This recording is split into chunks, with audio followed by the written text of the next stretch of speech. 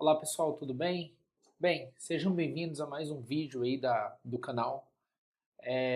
Novamente é um prazer estar com vocês. Eu peço desculpa porque tem sido um pouco agitado o meu calendário, então tem um tempo que eu não posto nenhum vídeo, mas eu tenho certeza que isso vai valer a pena, né? Então, semana passada a gente teve o treinamento de Big Data aqui em Brasília, tá? Pelo OneWay Solution, foi excelente. Foi mais um final de semana aí de imersão, de conhecimento, e foi muito legal poder passar para os alunos aí qual é a visão da Microsoft em relação a Big Data e como isso tem evoluído. Bem, referente a isso, eu venho trazer aqui no canal uma nova feature, um novo recurso, um novo produto que está sendo, né, que foi transferido aí para o Azure, chamado Databricks. Então, esse é um novo produto, tá, dentro da plataforma, que a ideia é trazer insights jamais vistos com uma velocidade extrema, tá? Então vamos entender aí o que o Azure Databricks consegue trazer para a gente em relação a dados. Tá, um pouco antes da gente entrar no Azure Databricks, eu queria falar um pouco do Spark. Então, para que a gente entenda o que é realmente o Databricks e quais são as vantagens do Databricks, a gente precisa entender um pouco da plataforma Spark, do Apache Spark. Né? Então, o que é o Apache Spark? O Apache Spark, na verdade, é um projeto da Foundation, do Apache Software Foundation, que foi, na verdade, concedido em 2009, tá? Lá na Universidade de Berkeley. E qual foi a ideia aqui, pessoal? A ideia do produto era tentar endereçar certos tipos de problema que o Hadoop possuía naquela época. Então, pelo Hadoop processar certas quantidades de mappers e reducers já pré-definidos, o que o Spark vem fazer aqui, na verdade, qual é a ação do Spark, é trazer essa computação em memória, conseguir elevar esse processamento de dados em vez de disco para um batch mode, mais para um real-time interactive mode. Né? Então ela foi incubada em 2013, né? Então ela acabou saindo aí da incubação, o que é um projeto bem recente. E o que a gente precisa entender aqui em relação ao Spark é que difere um pouco do Hadoop. O Hadoop é uma plataforma completamente concedida em todos os termos, né? Então eu tenho o HDFS, que é o Storage, eu tenho a parte do gerenciador de recursos, que é o Yarn, eu tenho uma camada de engine de processamento, que é o TES, e eu tenho a parte de computação, que são os mappers e reducers, que é o MapReduce. O Spark ele vem exatamente nessa camada, né? Então ele é o cluster de processamento. A vantagem do Spark é que eu consigo rodar ele em qualquer lugar, né? Então eu posso rodar ele em cima da plataforma do Hadoop, e aí eu estou dizendo que vai usar o HDFS, o Yarn e o TES, por exemplo, né? Ou, nesse caso, a gente vai usar, em vez do TES, a gente vai usar a própria engine do Spark, por ser em memória.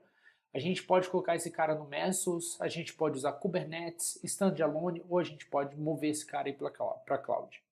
A vantagem, a grande diferença aí desse produto para o Hadoop é porque nós estamos falando de otimização em memória. Então, computação em memória vai rodar mais rapidamente certos tipos de operações e processos do que computação em disco, né? Não são todos os casos que a gente traz para Spark, porque quando a gente faz uma referência de Hadoop para Spark, o que é interessante entender aqui é que Hadoop é ótimo para computações em batch, porque eu não preciso consumir todo esse processo em memória. E para eu utilizar Spark, eu sim preciso de uma ótima computação em memória, ou seja, eu preciso de máquinas que possuam grande capacidade de memória, tá? E quando a gente faz a comparação em relação à performance, né, a gente acaba tendo às vezes até mais 100 vezes mais rápido que jobs em MapReduce, que a gente está falando do Hadoop, e até vezes mais rápido do que operações em disco. Bem, então o Spark, além de trazer toda essa velocidade, ele é uma plataforma em que ele une todas as pessoas, né? E não só todas as pessoas, mas todos os tipos. A gente fala que é uma plataforma unificada porque eu posso rodar processos interativos, eu posso rodar streaming de dados ou eu posso rodar predições analíticas. E tudo isso por causa do core dele, né? E tem o Spark SQL, Spark Streaming, a própria MLib de processamento em paralelo para algoritmos e o GraphX para escrever em grafos, né? Então, como eu disse um pouco anteriormente, eu posso fazer o deployment em relação ao Cluster Manager tanto no Yarn quanto no Apache Mesos, e o Distributed Storage System pode ser o HDFS ou o próprio Cassandra, tá? Que é um banco de dados NoSQL.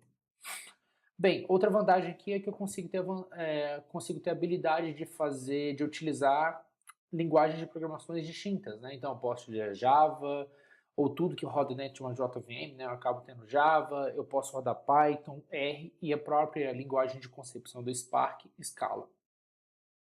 E dentro do Azure, né, e a gente está trazendo para o mundo de Azure, a gente tem algumas coisas dentro do Azure no HD Insight, que é a plataforma como um serviço da Microsoft para o Spark. Então eu posso rodar o Spark numa plataforma gerenciada e pagando isso por hora, o que vale muito a pena em relação ao gerenciamento, porque eu tiro essa camada de gerenciamento da minha equipe.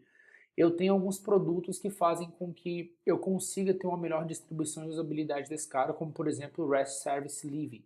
Então eu posso utilizar o Live para fazer um acesso ao REST e possuir e extrair informações direto do meu cluster de Spark, assim como os notebooks que eu posso usar.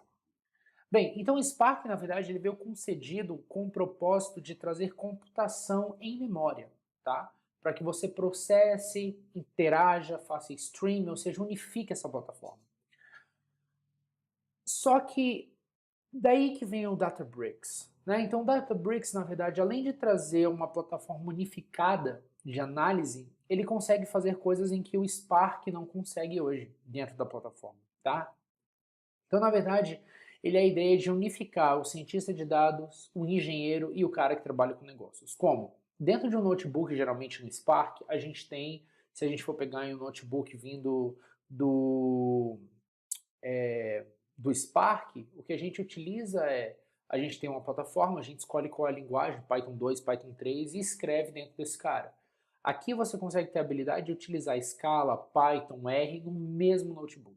Além disso, eu consigo dar acesso em camadas para esse cara. Então, além de ser uma plataforma onde eu consigo unificar todas as pessoas, eu consigo trazer alguns increasings maiores do que na plataforma do Spark.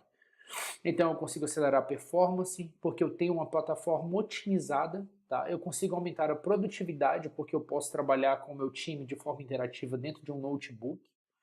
Eu consigo, por exemplo, fazer o processo de TL muito mais fácil, concedendo acesso somente às partes do notebook que cada usuário ou cada grupo pode ter. E o mais importante, eu reduzo o custo e a complexidade de TI nisso, porque eu consigo ter um ambiente totalmente gerenciável pela própria plataforma com Azure, tá? Então, o Databricks ele oferece algumas outras camadas em que o Spark não consegue agir, como por exemplo o Databricks I/O e o Databricks Serverless, né? Então, só para a gente dar uma olhada aí, essa plataforma, esse conjunto, né? Então a gente chama desse PIN aí, ele consegue trazer de 10 a 40 vezes mais performance dentro do Spark. E tudo isso acontece por quê? Porque ele tem uma camada de otimização de I/O para trabalhar com o Azure ou com a AWS nesse caso. Outra coisa é, além de ter essa camada de abstração, eu consigo ser completamente gerenciável na plataforma de cloud. E eu consigo ter uma arquitetura serverless que a gente vai ver agora em pouco. Então, qual é a ideia aqui, pessoal? A ideia é automatizar e fazer com que a vida de um cientista de dados, de um engineering, se torne muito mais fácil em como você trabalha os dados. E a gente vai ver aqui a demonstração o quão é rápido você fazer o phase in, phase out de dados, tá? Dentro da plataforma. Então, o que a Microsoft fez? Pegou o produto chamado Databricks e trouxe para dentro do Azure, tá? Então, a gente tem o que a gente chama do Microsoft Azure Databricks. Então, além de ser fácil, colaborativo e ser a plataforma analítica de Spark, eu consigo escalar sem limites e ele traz exatamente o quê? O que todos os produtos da Microsoft oferecem, que é o quê? A facilidade de integração entre todos os produtos aqui. Então, esse produto já está em GA, tem General Availability, não ainda no Brasil, tá? Mas ele já tem, por exemplo, US East, US 2, US 2 ele já está disponível em alguns outros data centers e ele vem crescendo, né, constantemente. Mas essa é a visão da Microsoft em relação a plataformas analíticas de Spark. Então, quando a gente pensa em utilizar Spark, essa é a plataforma na qual a Microsoft vem investindo e vai investir muito mais os seus recursos e suas melhorias, tá? Em todas as camadas. Então, hoje eu consigo integrar com DW, Cosmos DB, Data Lake, Storage, Event Hubs, IoT Hub, Data Factory e Power BI. Então, a ideia é que ele seja uma plataforma unificada tanto para o cara que faz os workflows, como também todo o time, e que ele consiga unificar a infraestrutura também e tirar essa complexidade. Ou seja, para que o cientista de dados possa trabalhar de forma mais eficiente e mais rápido possível, né? Então o que eu queria mostrar aqui para vocês é uma demo de como isso pode acontecer em todas as camadas, né? Antes da gente entender aqui um pouco sobre a plataforma em si, eu queria mostrar para vocês como funciona dentro do Azure, né? Então se eu trouxer aqui o meu Azure, olha só, então eu estou dentro da minha subscription aqui do Azure, né?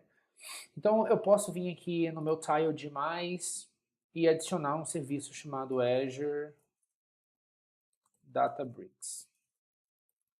Então quando eu apertar mais aqui, ele vai me abrir o Azure Databricks, tá? Então eu venho me criar. Então eu vou criar todo um pooling, uma conexão para gerir esse novo cara aqui. Então no final das contas eu vou acabar com um serviço, então o meu serviço que é Databricks ou AWS HQ, ele me traz todo esse noting de configuração dentro do Tiles, e aí o que eu faço aqui é apertar em Launch Workspace. E na hora que eu apertar em Launch Workspace, aí sim ele vai me direcionar para dentro da plataforma do Bricks, tá?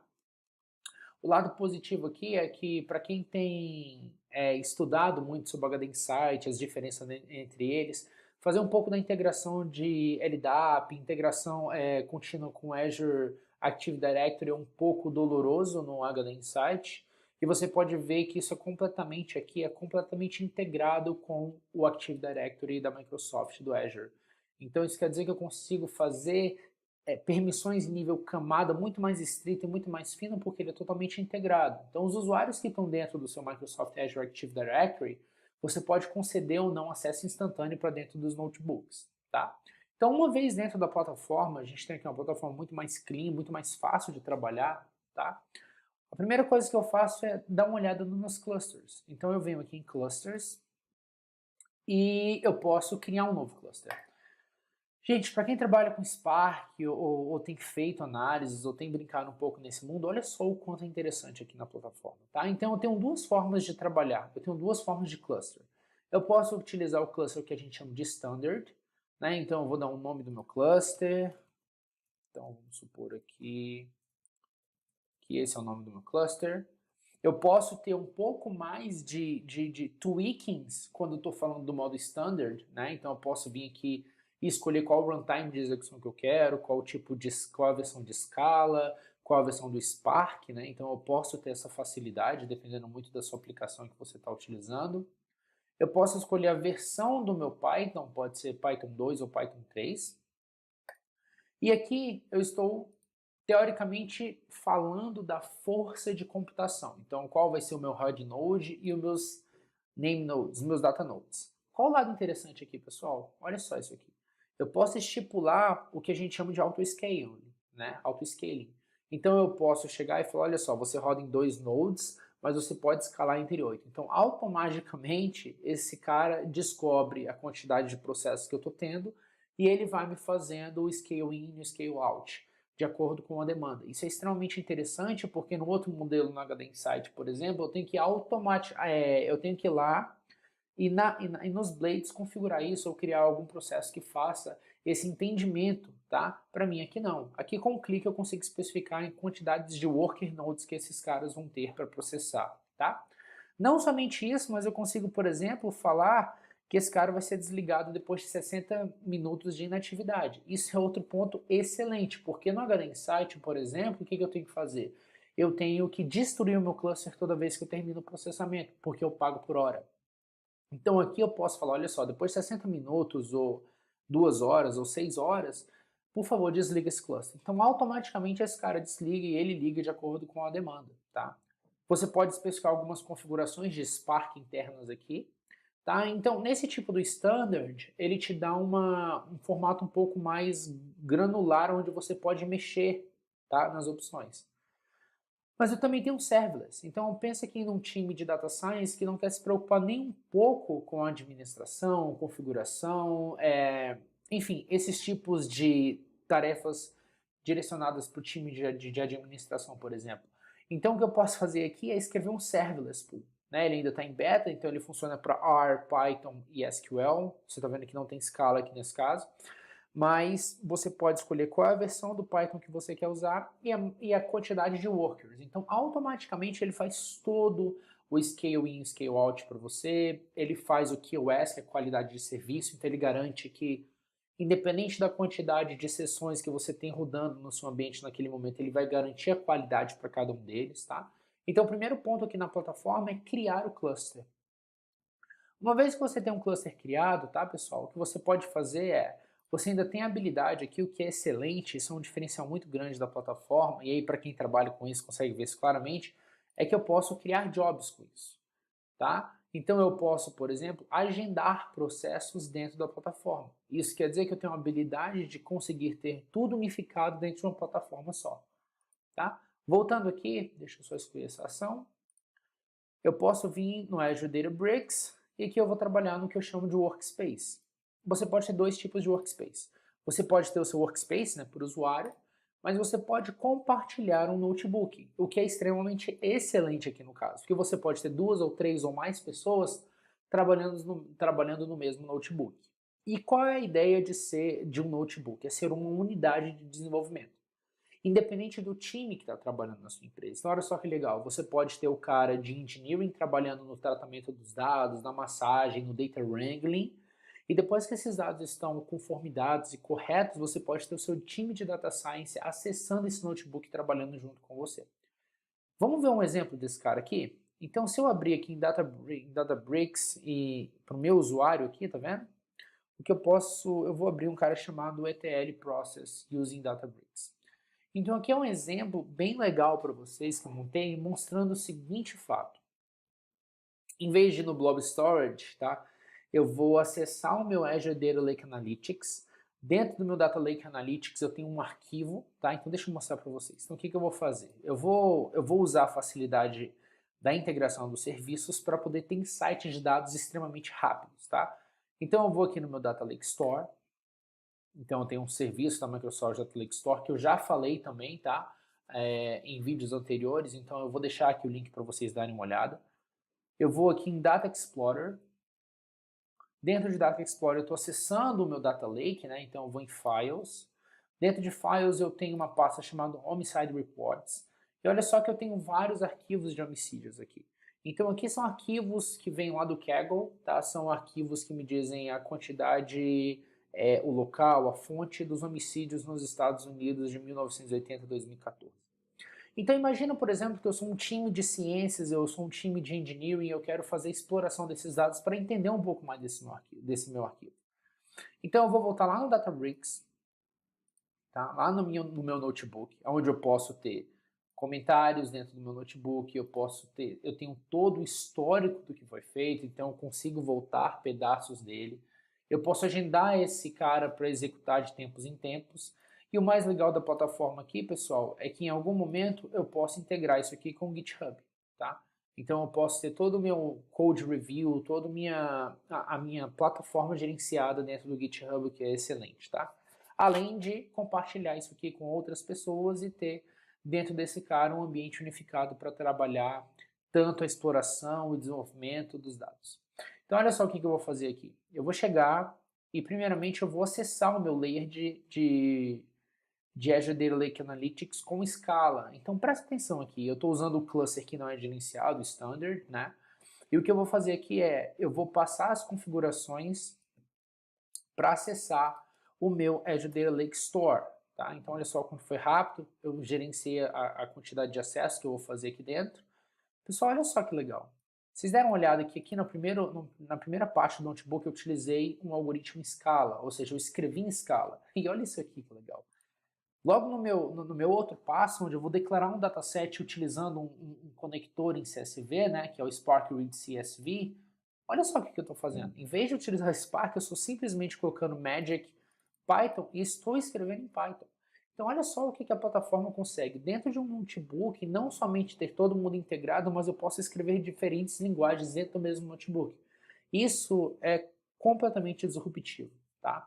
Então eu escrevi, então eu estou declarando, né, estou falando que ele tem um header true, então se eu der uma olhada aqui está o meu dataset, então em uma linha eu declarei o meu dataset, e lembra aqui que eu estou num viés muito mais de programação do que SQL, né? Então nós administradores, ou cientistas de dados, ou pessoas que trabalham com dado, a gente vai ter uma dificuldade inicial, a não ser que, claro, a gente sabe que Python é a linguagem do futuro e que todos nós vamos ter que, em um momento, ir para esse cara, mas e se eu quisesse trabalhar de uma outra forma? Será que eu consigo escrever SQL dentro disso?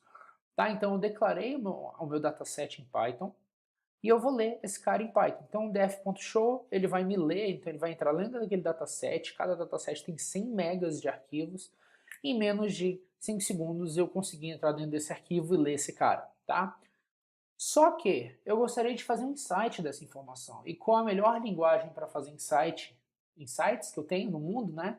A gente está falando do nosso querido SQL. Então o que eu vou fazer aqui? A primeira coisa, eu vou criar o que a gente chama de Create or Replace Temp View.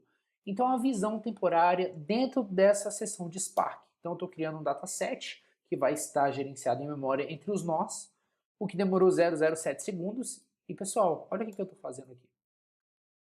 Eu estou fazendo um select. Então, olha que mágico aqui. Eu estou adicionando Magic SQL e automaticamente eu estou entendendo, a plataforma está entendendo que eu vou escrever Spark SQL, que é a mesma coisa que a gente estivesse escrevendo em SQL, né? Então aqui eu estou escrevendo em SQL, eu fiz o meu top 3 aqui, que é o limit, então aqui eu vi a quantidade de relatórios, de dados, mas eu quero fazer melhor. Eu quero ir naquele meu conjunto de dados e fazer realmente uma query analítica para entender a origem do meu dado. Nesse caso aqui, o que eu quero fazer? Eu quero descobrir quais são as 3 cidades mais perigosas dentro daquele meu dataset. Então a gente vai ver que em poucos segundos eu vou andar naquele arquivo de 100 megas gigantescos, eu vou fazer o quê? O agrupamento e vou identificar que, por exemplo, Los Angeles é a cidade mais perigosa dos Estados Unidos. E eu posso visualizar dentro da plataforma de diversas maneiras. Então eu posso utilizar o table aqui, onde me trouxe realmente a quantidade, eu posso escolher o meu amount, eu posso utilizar em Py. Então dentro da plataforma eu consigo ter uma visão unificada de todos os meus datasets, das informações que ocorrem dentro dela. Tá? Bem, em relação a pricing, é interessante até falar o quanto a plataforma oferece. Então, quando a gente pensa um pouco no preço disso, a Microsoft inicialmente tem dividido isso em duas formas, né? É o que a gente chama de workloads gerenciados pelo Data Engineering Team e o workloads gerenciados pelo Data Analytics Team, tá? Então, vai depender o tier que você paga. Mas, no final das contas, o que eu quero mostrar aqui é o valor. Então, se a gente der uma olhada aqui, por hora, quanto eu pago no meus tiers Standard ou no meu tier Premium? Então, a gente vai ver aqui que a gente paga 0,20 hora, tá? 0,20 dólares horas para o Standard Tier em relação a Data Engineering e 0,35 no Premier Tier. E para Data Analytics, a gente paga 0,40 para o Standard e 0,55, tá? Então, bem, fazendo uma análise disso, o preço é muito em conta, tá?